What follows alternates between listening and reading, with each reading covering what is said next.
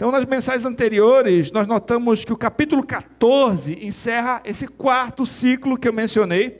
E esse capítulo ele é dividido em 3 partes. Dos versos 1 ao 4, a primeira parte desse capítulo apresentou o destino dos crentes, dos redimidos. Foi aquela pregação que eu intitulei O Cordeiro e os Redimidos. A segunda parte, que é dos versículos 9 ao 13, nós vimos a mensagem aos 3 anjos, a mensagem dos 3 anjos, melhor dizendo, que apresenta um anúncio sobre o juízo que os inimigos de Deus receberão, ao passo que os crentes entrarão no descanso. E no texto de hoje, nós vamos considerar a última parte do capítulo 14, certo? E o título de hoje é A Ceifa e os Juízos. Para quem estiver anotando, a ceifa e os juízos. Então, esses últimos versos, de 14 a 20, dizem respeito a 2 colheitas, uma ceifa de grãos e uma vindima, isto é, uma colheita de uvas. A ceifa, então, essas 2 ceifas simbolizam a salvação dos justos, né? E a vindima, a condenação dos ímpios. Um teólogo chamado Joel Bick falou o seguinte: Apocalipse 14, do 14 ao 20, é a cena final do quarto ciclo de visões. É uma descrição detalhada do que acontecerá no fim dos tempos, quando Cristo voltar do céu para julgar os vivos e os mortos. Este julgamento final, que será o culminar da história mundial e a consumação do reino de Deus, foi anunciado repetidamente em visões anteriores.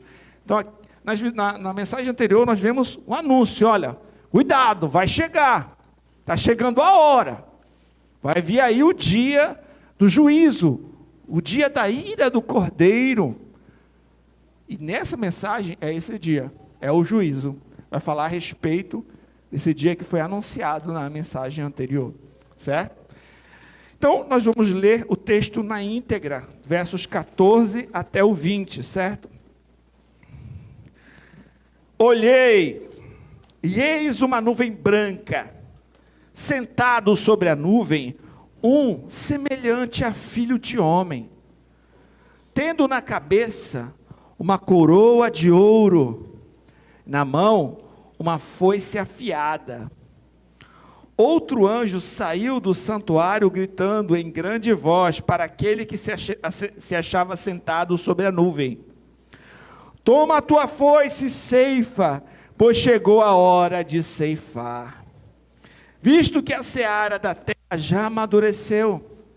E aquele que estava sentado sobre a nuvem passou a sua foice sobre a terra, e a terra foi ceifada. Então saiu do santuário que se encontra no céu outro anjo, tendo ele mesmo também uma foice afiada. Saiu ainda do altar outro anjo, aquele que tem autoridade sobre o fogo, e falou em grande voz ao que tinha a foice afiada, dizendo: toma a tua foice afiada e ajunta os cachos da videira da terra, porquanto as suas uvas estão amadurecidas.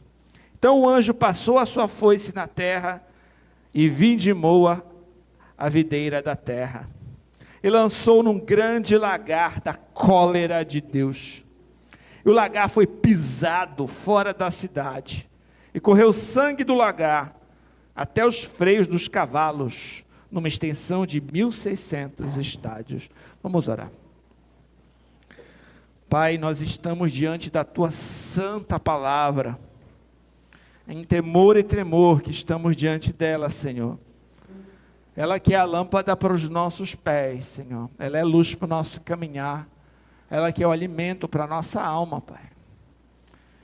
Nesse momento eu te peço, fala aos nossos corações por meio da pregação da Tua palavra. Eu reconheço a minha total dependência, fraqueza e necessidade de Ti. Senhor, sem Ti nada posso fazer, mas te peço, Senhor, pela Tua misericórdia e graça, usa-me como instrumento para expor a tua palavra com fidelidade e prepara os nossos corações como um solo fértil para receber a tua boa semente, Senhor. Desvenda os nossos olhos para contemplarmos as maravilhas de tua lei, que o teu Santo Espírito venha agir com poder em nosso meio, convencendo o homem do pecado, da justiça, do juízo, consolando o que precisa ser consolado, confrontando o que precisa ser confrontado, edificando a todos e trazendo glória para o nome do Senhor. Ó Pai, que somente o teu nome seja engrandecido essa noite. Eu oro em nome do teu Filho Jesus Cristo. Amém. Queridos, no ano passado, eu tive a oportunidade de fazer uma viagem para os Estados Unidos. Eu fui em Washington, D.C., na Capitol Hill Baptist Church, a igreja do Ministério Nove Marcas. E lá, foi lá que eu aprendi essa ideia de dar os livros para o pessoal, porque eu recebi muitos bons livros lá e foi bom para mim. Eu recebi numa dessas um box de livros infantis, né? O nome desse box é Little Pilgrims, Big Journey. A tradução livre seria Pequenos Peregrinos, Grande Jornada. Esses livros são baseados no clássico O Peregrino, de John Bunyan, e foram adaptados para uma mensagem, para uma linguagem infantil. E essa coleção de livros, gente, é tocante. Mesmo sendo para crianças, eu sou levado a uma reflexão profunda, muitas vezes, quando eu estou lendo com meu filho antes de dormir. E essa saga tem um desfecho que me lembrou muito com o texto que nós vamos considerar aqui hoje. No final da história, do terceiro livro ali da série, quando a história já está terminando, esses jovens peregrinos, eles estão guerreando contra Belzebu e contra Apolion, o dragão. Até que vem numa nuvem o filho do rei. Ele vem e derrota os inimigos. Ele derrota o dragão, ele derrota o Apolion. Ele desarma eles, ele destrói o castelo de Belzebu. E ele envia eles para bem longe da cidade celestial para serem punidos. Por outro lado, aqueles peregrinos, eles vão entrar, finalmente, depois de uma longa jornada, eles vão entrar na cidade celestial. Eles encontram com seus amigos, outros peregrinos que já tinham partido, já estavam lá. Eles encontram, se eu não me engano, o evangelista, o valente, outros amigos que já tinham partido, já estavam lá. E eles se alegram muito, e eles têm um banquete com o filho do rei e com todos aqueles amigos e outros peregrinos que ali estavam. É uma história muito legal, muito tocante, e ela ilustra bem o texto que vamos considerar hoje, que vai falar sobre o juízo final. Sobre esse texto que nós lemos aqui, um outro teólogo chamado Simon Kistemaker, ele fala o seguinte: o paralelismo dos versículos 14 e 16, ou seja, a primeira parte do texto, e o 17 ao 20, é surpreendente. Há duas foices, duas pessoas empunhando foices, dois anjos saindo do santuário, dois anjos gritando em alta voz, duas ordens para usar a foice, duas referências para ceifar, grãos e cachos e duas colheitas. Observe também que a palavra foice ocorre exatamente 7 vezes nesses versos de 14 ao 20, para ilustrar a completude do juízo de Deus. A gente vai ver um contraste aqui. Tem duas colheitas, tem duas foices, tem dois grupos. Há um paralelo entre a primeira parte do texto e a segunda parte do texto. São duas colheitas. Uma colheita dos grãos e a outra colheita das uvas, certo? E nós vamos dividir, considerar esse sermão em duas partes. A ceifa que é essa colheita dos grãos, essa primeira parte, dos versos 14 ao 16, e a vindima, dos versos 17 ao 20, a colheita dos grãos e a colheita das uvas. E nós vamos entender o significado disso, observando cada parte desse texto. Em primeiro lugar, dos versos 14 ao 16, a ceifa. Olhei, eis uma nuvem branca, sentado sobre a nuvem, um semelhante a filho de homem. A visão de João nos lembra claramente a visão de Daniel, no capítulo 7, no verso 13. O profeta Daniel também teve uma visão lá no passado, e ele registrou da seguinte forma, em Daniel 7,13: eu estava olhando nas minhas visões na noite, eis que vinha com as nuvens do céu, um como filho do homem. Dirigiu-se ao ancião de dias e fizeram chegar até ele.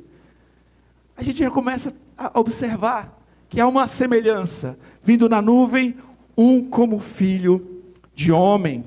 Além disso, quando chegamos no Novo Testamento, o Senhor Jesus Cristo, lá em Mateus 24:30, fala sobre a sua segunda vinda, no seu sermão escatológico. Ele diz o seguinte: então aparecerá no céu o sinal do Filho do Homem, todos os povos da terra se lamentarão, e verão o Filho do Homem vindo sobre as nuvens do céu, com poder e muita glória. Aqui a gente já vai observando mais semelhanças sobre o Filho do Homem. Quem é esse Filho do Homem que vem numa nuvem do céu com poder e glória? Além disso, em Mateus, no capítulo 26, no verso 64, o Senhor Jesus Cristo falou, respondendo ali a Caifás, respondeu-lhe Jesus: tu disseste, entretanto, eu vos declaro que desde agora vereis o Filho do Homem assentado à direita do poderoso, do Todo-Poderoso, e vindo sobre as nuvens do céu. De forma semelhante, o Evangelho de Marcos, no capítulo 14, verso 62, diz: Jesus respondeu: eu sou, e vereis o Filho do Homem assentado à direita do Todo-Poderoso, vindo com as nuvens do céu. Queridos, certamente o Filho do Homem que vem numa nuvem com uma coroa, neste texto, é o Senhor Jesus Cristo. Em Apocalipse 1:7, o próprio João registrou de uma forma semelhante a respeito desse texto. Ele disse: eis que vem com as nuvens, todo olho verá, até quantos o traspassaram. Todas as tribos da terra se lamentarão sobre ele, certamente. Amém. Então, nós já começamos identificando quem é este semelhante a filho de homem, descendo sobre uma nuvem, coroado e com uma foice. É o Senhor Jesus Cristo, glorificado, cheio de poder e majestade. O texto prossegue descrevendo então o Filho do Homem, tendo na cabeça uma coroa de ouro e na mão uma foice afiada. Essa coroa mostra que o Senhor Jesus Cristo é um conquistador vitorioso. Nesses dias, nessas semanas, nós temos acompanhado aí na televisão, nas redes sociais, as Olimpíadas, né? Vários atletas têm recebido medalhas após vencerem as competições. Com certeza vocês devem ter visto alguns brasileiros ali recebendo medalhas depois de vencerem. Queridos, no passado, lá no passado, o atleta que superava os concorrentes em todas as provas, aquele que vencia aquela competição, ele recebia coroas de louros para colocar na cabeça, e ele era convidado a sentar-se ao lado do imperador no estádio. Era uma outra forma. Hoje a pessoa recebe uma medalha, né? De ouro, prata ou bronze. Só que no passado, nas Olimpíadas era assim, a pessoa ganhava uma coroa de louros e ficava ao lado ali de uma autoridade importante. E a palavra grega, traduzida por coroa aqui, Stéphanon, era utilizada para referir-se à coroa de um vencedor, como a que era dada aos vencedores dos Jogos Olímpicos no passado, por exemplo. Então essa palavra aqui que foi utilizada sobre essa coroa que o Senhor tem usado, é uma coroa de alguém que venceu, de alguém que é um conquistador, um vencedor. E o Joel Bick explica, ele vê Cristo como a coroa de vitória sobre sua cabeça, feita de ouro imperecível, não é de louros, é uma coroa de ouro que João vê na cabeça dele. Não de ramos de louro, ele está vindo como aquele que venceu o pecado, a morte e Satanás. Ele está vindo como aquele que teve sucesso em tudo o que procura alcançar para nós. Ele está vindo como aquele que concluiu a obra que veio fazer. Ele está vindo como aquele que triunfou na cruz sobre todos os principados e potestades. Cristo é o vitorioso. É assim que devemos vê-lo aqui. Queridos, quando nós falamos sobre a segunda vinda de Cristo, nós temos que considerar uma coisa. Ele não vai vir na sua segunda vinda como um simples carpinteiro. Ele não vai vir numa figura frágil. Ele não vai vir para ser zombado pelos homens. Ele não vai vir novamente para ser rejeitado. Queridos, ele virá cheio de poder e grande glória. Como diz em 2 Timóteo, capítulo 4, há de julgar vivos e mortos na sua vinda e no seu reino. A gente precisa ter essa noção.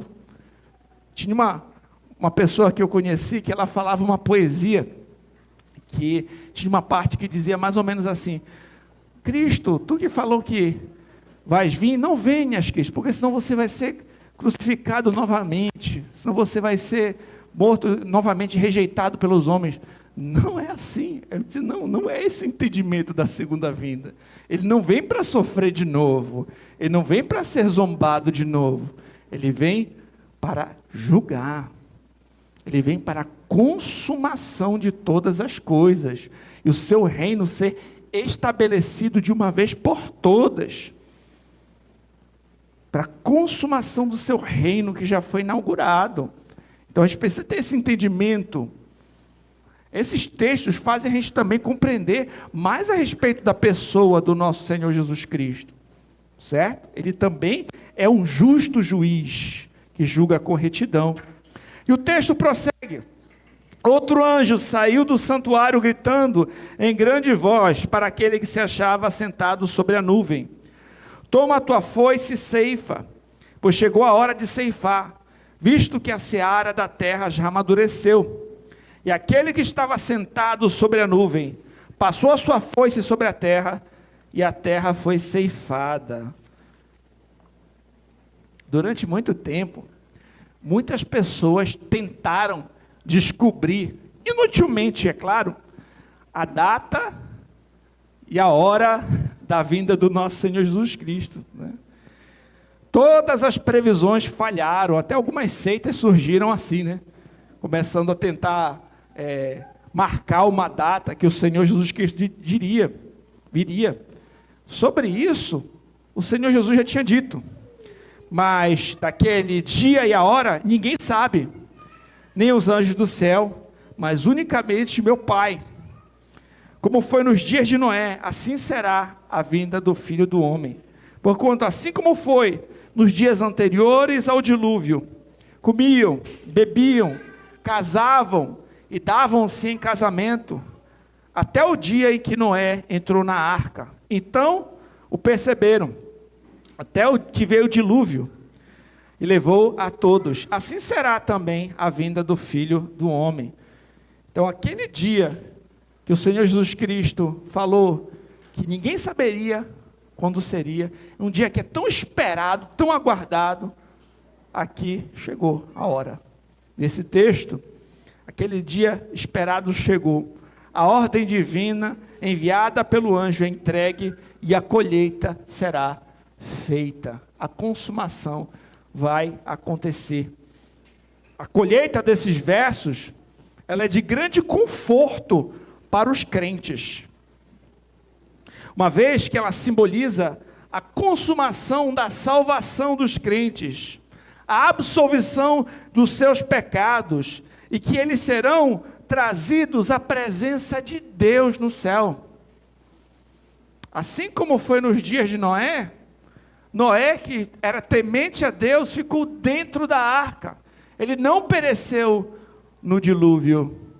Nos dias de Noé, aqueles que eram tementes a Deus foram protegidos pelo Senhor. Foram guardados daquela condenação, enquanto os ímpios ficaram do lado de fora, pereceram no dilúvio. Joel Bick explica muito bem essa parte. Ele diz, preste atenção, o significado dessa parte da visão é tão claro que dificilmente necessita de qualquer explicação adicional. Jesus Cristo, o eterno Filho de Deus, que se tornou carne, habitou entre nós em profunda humilhação, foi ressuscitado, exaltado por seu Pai, designado para ser nosso juiz. Ele virá novamente para julgar vivos e os mortos. A colheita da terra está se reabastecendo rapidamente, e a hora de colher não pode ser cumprida. Pelas parábolas de Cristo, sabemos o que isso significará. O trigo será separado do joio, e o joio do trigo. O trigo será recolhido, o joio queimado no fogo, e a palha será eliminada.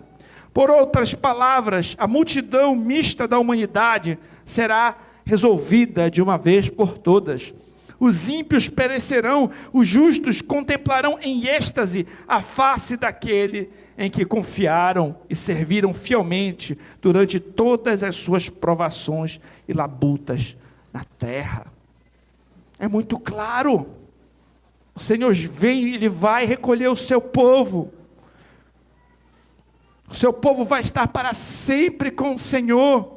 O Senhor vai enxugar dos olhos dos seus todas as lágrimas. Vamos entrar no descanso do Senhor. Nós vamos chegar na cidade celestial. Todas essas labutas, labores, aflições, tribulações, tentações, perseguições passarão. Chegará a grande hora pela qual nós dizemos: Maranata, ora vem Senhor Jesus. Ele virá. Até essa hora que está sendo dita, essa é a ceifa. Ele está recolhendo o seu povo, Ele está chamando, chegando para todos aqueles que esperam nele, que aguardam por Ele, que creem nele, que confiam nele, que estão caminhando no seu caminho. O seu povo, as suas ovelhas, a sua igreja. Ele está vindo para buscar esse povo, a sua noiva. Aqueles rebeldes que antes eram rebeldes, mas agora se renderam a Cristo. Aqueles que depositaram a sua fé em Jesus Cristo e confessaram: Jesus Cristo é Senhor. Confessaram publicamente: eu creio naquele que foi crucificado, naquele que morreu, que foi sepultado, mas ao terceiro dia ressuscitou e que voltará para me buscar. Você confessa a Cristo como Senhor? Ele vem para buscar o seu povo, a sua igreja. E tem uma parábola nas Escrituras que também mostra claramente o que nós vemos aqui, com outras palavras, com outra ilustração. A parábola do joio e do trigo. Mateus 13 diz assim: propôs-lhe outra parábola, dizendo: o reino dos céus é semelhante a um homem que semeia a boa semente no seu campo. Mas dormindo os homens, veio o seu inimigo, semeou o joio no meio do trigo. Retirou-se. Quando a erva cresceu e frutificou, apareceu também o joio. Os servos do pai de família, indo ter com ele, disseram: Senhor, não semeaste tu no teu campo boa semente? Por que tem então joio? Ele lhes disse: um inimigo é que fez isso. Os servos lhe disseram: queres, pois, que vamos arrancá-lo? Ele, porém, lhes disse: não, para que ao colher o joio não arranqueis também o trigo com ele. Deixai crescer ambos juntos até a ceifa. Por ocasião da ceifa, direi aos ceifeiros: colhei primeiro o joio, atai-o em molhos para queimar, mas o trigo ajuntai-o no meu celeiro. O Senhor contou essa parábola, né? O joio é muito parecido com o trigo. Se você olhar externamente, parece que são a mesma coisa, mas quando você vai debulhar, você vai perceber que o joio é diferente. E o joio foi semeado junto com o trigo. Aí a pergunta é: já é para tirar? Não, isso vai ter que ser naquele dia, e é esse dia que está sendo dito aqui. E é interessante que os próprios discípulos de Jesus ficaram com dúvidas a respeito do significado dessa parábola e foram perguntar para ele o significado. E ele falou em Mateus 13, do 36 ao 43. Então, tendo despedido a multidão, Jesus foi para casa. Chegaram ao pé dele os seus discípulos, dizendo: explica-nos a parábola do joio do campo. E ele, respondendo, disse-lhes: o que semeia a boa semente é o Filho do Homem. O campo é o mundo. A boa semente são os filhos do reino, e o joio são os filhos do maligno. O inimigo que semeou é o diabo. A ceifa é o fim do mundo. Os ceifeiros são os anjos. Assim como o joio é colhido e queimado no fogo, assim será na consumação deste mundo. Mandará o Filho do Homem os seus anjos, eles colherão do seu reino tudo o que cause escândalo, e os que cometem iniquidade. Lançá-los-ão na fornalha de fogo, ali haverá pranto e ranger de dentes. Então os justos resplandecerão como o sol no reino de seu Pai. Quem tem ouvidos para ouvir, ouça. Fica muito claro, fica cristalino que existe o joio e existe o trigo, existe os ímpios e existem os justos. Quem são os justos? Os que são justificados em Cristo, os que se arrependeram e confiaram no Senhor. Queridos, lendo essas palavras, lendo essa primeira parte do texto, nós sabemos que os crentes podem ter grande conforto quando passarem no juízo final. O Senhor recolherá o trigo, mas esmagará as uvas. Em 1 Tessalonicenses 4, 16 e 17, o apóstolo Paulo ele fala o seguinte, preste atenção: porquanto o Senhor mesmo, dada a sua palavra de ordem, ouvida a voz do arcanjo, ressoada a trombeta de Deus, descerá dos céus, e os mortos em Cristo ressuscitarão primeiro. Depois nós, os vivos, os que ficarmos, seremos arrebatados juntamente com Ele, entre nuvens, para o encontro com o Senhor nos ares. E assim estaremos para sempre com o Senhor. Consolai-vos, pois, uns aos outros com essas palavras. Quando a Escritura fala de arrebatamento, ela fala algo que acontece uma só vez, de forma visível e ao mesmo tempo. A Escritura não fala de um rapto, ou um retorno invisível do Senhor, e nem de várias vindas do Senhor, mas de uma única vinda para a consumação. No retorno de Jesus, nós crentes seremos arrebatados para encontrá-lo nos ares. Então essa verdade é um grande consolo para os crentes. Nós estaremos para sempre com o Senhor. William Hendrickson, um outro teólogo, ele comenta que os que morrem no Senhor, de agora em diante, veem a face daquele que morreu por eles e que vive para sempre para interceder por eles. Veem-no agora como o cordeiro que foi morto, veem-no na glória de sua natureza humana, a qual ele levou consigo para o céu. Veem-no como aquele que venceu o pecado, a morte e Satanás. Repousam de suas fadigas, suas obras, entretanto os acompanham, isto é, verdadeiro, não só no sentido de que suas obras são o resultado do seu caráter, que quando completamente santificado, vai com eles para o céu, mas também no sentido de que essas obras serão recompensadas com o galardão da graça e da glória. Que privilégio os crentes têm! Que privilégio aqueles que já descansam no Senhor têm. Vão estar com Cristo, que é incomparavelmente melhor, e ainda vão receber o galardão da graça, uma recompensa pelas obras que fizeram pela graça de Deus, de forma imerecida, ainda assim são abençoados por Deus. Que maravilha é poder servir ao nosso Senhor. O nosso Senhor é um Deus bondoso, é um Senhor misericordioso, um Senhor que é galardoador daqueles que o buscam. É sempre melhor você estar no aprisco do Senhor, é sempre melhor você seguir os caminhos do Senhor do que as suas decisões, os seus pensamentos ou os conselhos de qualquer outro. Seja fiel ao seu Senhor, seja uma ovelha que segue o bom pastor.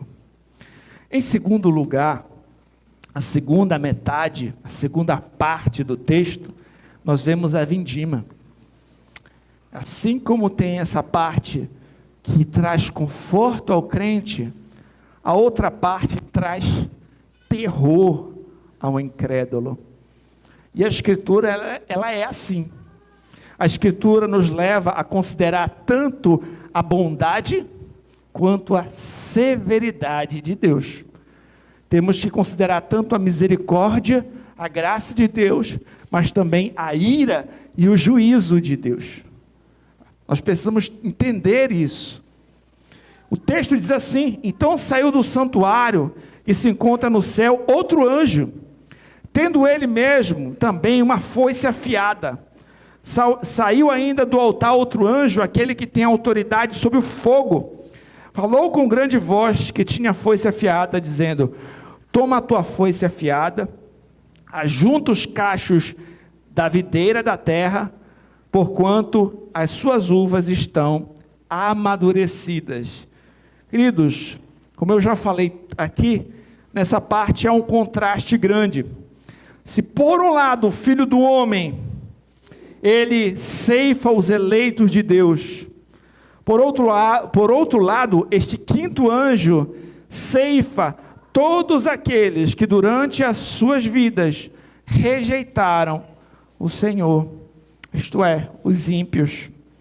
Essa segunda foice não é usada para ceifa dos grãos, isto é, ela não é para o povo de Deus, mas para as uvas, que nesse contexto demonstram a ira de Deus derramada sobre os inimigos do Senhor. A palavra de Deus continua dizendo: então o anjo passou a sua foice na terra, vindimou a videira da terra, lançou-a no grande lagar da cólera de Deus.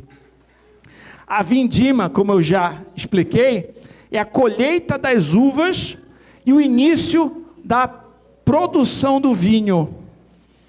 Eu estava, inclusive, pesquisando e assistindo para ver como é que era, eu nunca tinha visto, né, como era feito no passado, a colheita das uvas e a preparação do vinho. Então, as uvas eram colhidas, eram colocadas todas no mesmo local, e elas eram esmagadas pelos pés daqueles que fizeram as colheitas, né? Então elas iam sendo esmagadas, sendo pisadas, né?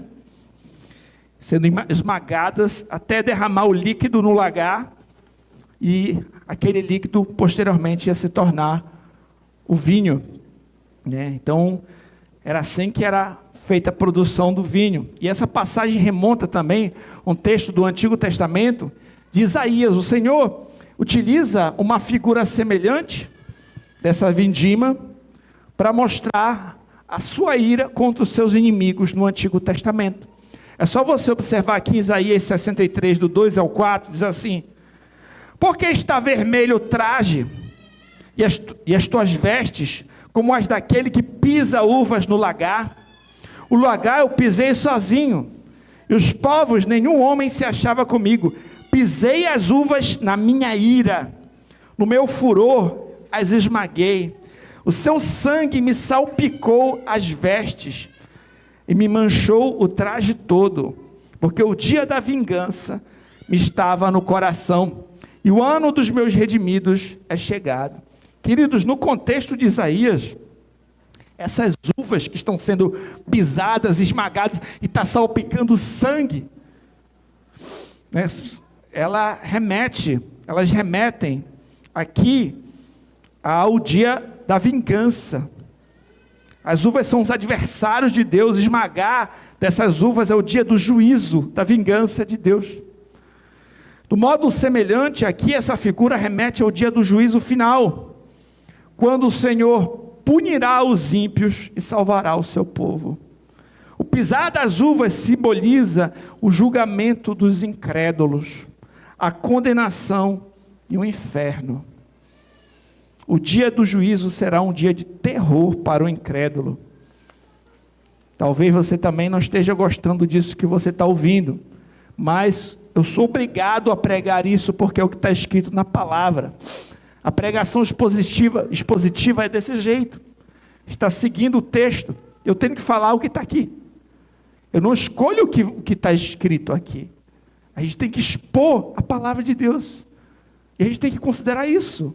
Tem partes na palavra de Deus que falam de um juízo severo, é duro. O texto diz assim: o lagar foi pisado fora da cidade, correu sangue do lagar até os freios dos cavalos, numa extensão de 1.600 estádios. Queridos, no livro do Apocalipse, né, o conceito da cidade santa se refere à morada dos santos, se refere à presença de Deus, o lugar da habitação de Deus, separado dos incrédulos. Portanto, nesse caso, a cidade é a presença do Senhor, é onde os santos habitam em segurança, sem serem tocados pela ira de Deus e do Cordeiro. Ou seja, fora da cidade diz respeito a fora da Nova Jerusalém. Eles ficam de fora. A punição, o inferno, a condenação acontece do lado de fora da cidade. William Hendricks explica o seguinte: a vinha da terra simboliza a totalidade da multidão dos homens maus. Suas uvas são as pessoas não crentes. Tal como as uvas são pisadas, prensadas, espremidas, assim os iníquos serão destruídos e punidos para sempre. As uvas são lançadas no grande lagar da ira de Deus e espremidas. No quadro que João vê, surge um lago de sangue. Ele é tão profundo que os cavalos podem nadar nele. Ele se espalha em todas as direções, numa extensão de 1.600 estádios. Lembre-se de que o número 4 é o número do universo e da terra. Este é o julgamento do iníquo. 10 é o número da plenitude. Assim, 1.600, que é o produto de 4 vezes 4 vezes 10 vezes 10, parece indicar o completo julgamento do iníquo. E o lagar da ira de Deus foi pisado fora da cidade santa. Queridos, que texto forte. Há grande terror para os incrédulos no julgamento final. No dia do julgamento final, o que é reconfortante para os crentes, que é a vinda do Senhor, será aterrorizante para os incrédulos. Para ilustrar esse ponto, eu lembro do texto que foi lido pelo irmão Camil, aqui em Mateus 3, quando João Batista, ele diz o seguinte: já está posto o machado à raiz das árvores. Toda árvore, pois, que não produz bom fruto, é cortada e lançada no fogo. Eu vos batizo com água para arrependimento, mas aquele que vem depois de mim é mais poderoso do que eu, cujas sandálias não sou digno de levar. Ele batiza com o Espírito Santo e com fogo. A sua pá ele tem na mão e limpará completamente a sua eira. Recolherá o trigo no celeiro, mas queimará a palha em fogo inextinguível. Ele recolhe o trigo, mas queima a palha em fogo inextinguível, quer dizer juízo. Né? Uma autora chamada Nancy Guthrie comenta que a imagem é sangrenta e até perturbadora, porém lembre-se de que ela está aqui como um aviso para todos, um chamado para que todos corram para Cristo. É como no livro do Peregrino, o evangelista ele dá um pergaminho lá no começo do livro, que está escrito: foge da ira vindoura. Essa mensagem dura e forte é como o evangelista dizendo: olha, você está na cidade da destruição, essa cidade será destruída, esses caminhos são perigosos, você precisa sair daqui, você precisa se arrepender, volte-se para Deus, siga este caminho, vá até a cruz, que é onde você vai conseguir se livrar desse fardo, porque não tem outra forma de você ser poupado dessa destruição que virá, se não for por meio de Jesus. Então essas partes fortes devem servir de alerta, para aquele que está dormindo, para aquele que está vivendo a sua vida sem considerar como é que ele está andando, sem considerar o Senhor, sem considerar a eternidade, vivendo como se isso não fosse verdade, e vai ser pego de surpresa, como aqueles ímpios do dia de Noé, que estavam ali vivendo as suas vidas, e chegou o dilúvio e eles zombavam da arca. Noé estava avisando, e aí? Hoje nós estamos sendo avisados mais uma vez. Um grande juízo virá. Só aqueles que estiverem em Cristo estarão dentro da cidade. Você deve fugir da ira vindoura, confiando em Jesus Cristo. Você que me ouve aqui, que me ouve em casa, na internet, você confia em Jesus Cristo para a salvação. Você é um discípulo de Cristo. Você está seguindo a Cristo no caminho estreito. A sua vida está escondida com Cristo em Deus. Ou você está debaixo da ira de Deus. Que nós estejamos firmes no caminho da vida eterna, que é Jesus Cristo.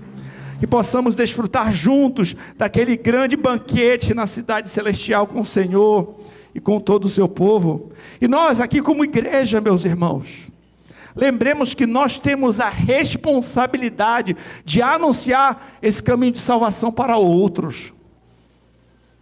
Tem pessoas que você pode falar a respeito de Jesus Cristo. Você pode tanto, numa conversa com o seu amigo, uma oportunidade que você tem em falar a respeito de Jesus. Você pode presentear alguém com uma Bíblia, com um bom livro em que o Evangelho é explicado. Você pode enviar uma mensagem na internet, um vídeo. Você pode, quem sabe, fazer uma reunião na sua casa, convidar amigos. Alguns têm feito, com filhos, com parentes que ainda não conhecem o Senhor. Reuniões ali onde você fala do Evangelho. Aproveite, prega a palavra.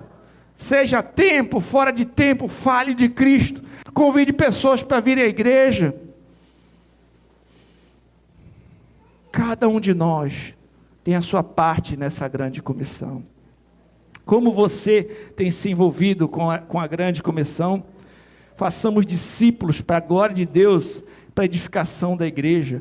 Pense, você intencionalmente tem investido na vida de outras pessoas? Tem alguém por quem você tem orado? Você tem orado pela conversão dos seus filhos? Você tem orado pela conversão dos seus amigos? Você tem orado pela conversão dos seus familiares? Você tem ativamente participado dessa missão que não foi dada pelo pastor, mas por Jesus Cristo. Ele disse: vão, façam discípulos de todas as nações. Então vamos. Como nós pudermos, sejamos engajados nessa missão. Para concluir, na introdução desse sermão, eu falei sobre a jornada daqueles jovens peregrinos até a cidade celestial, daquele livro infantil. Falei sobre a vitória do filho do rei sobre todas as forças malignas.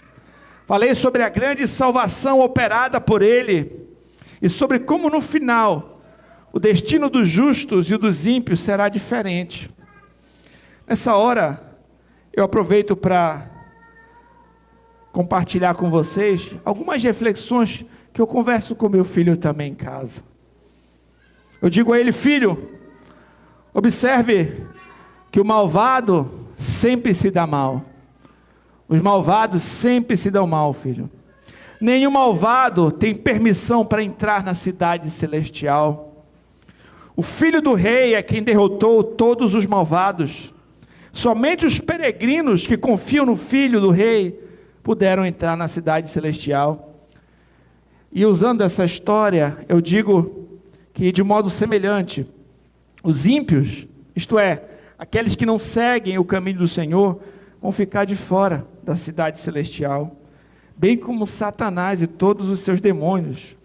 Eu lembro que todos nós pecamos, mas somente em Jesus Cristo temos salvação e paz com Deus.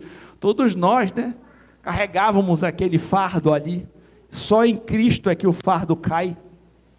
Eu sempre pergunto para o meu filho também, quem é o nosso Salvador? E a resposta, que é esperada da criança, é Jesus. E aí eu falo um pouquinho da sua obra. Jesus morreu pelos nossos pecados. E ao terceiro dia, ressuscitou para a nossa salvação. Nós notamos também que aqueles outros peregrinos que morreram, já estão com o Senhor. No caso do meu filho, quando ele pergunta, onde está a vovó Cleia? Eu aproveito para instruí-lo sobre isso. Nossos irmãos, nossos parentes que já morreram, eles estão lá com o Senhor, eles estão bem. Nós estamos caminhando para lá, meu filho, eu falo. Esses ensinos tão simples, que até crianças conseguem entender, também são apresentados de forma poderosa nessa parte do livro de Apocalipse, finalizando aqui esse quarto ciclo de visões. Vamos ao Senhor em oração. Pai, te agradecemos pela tua palavra, que tem tanto a nos instruir, que nos alerta, que nos corrige, que nos consola e nos exorta. Pai, que a tua palavra esteja gravada em nossos corações, para não pecarmos contra ti. Fortalece e abençoa a tua igreja. Em nome de Jesus Cristo eu oro. Amém. Vamos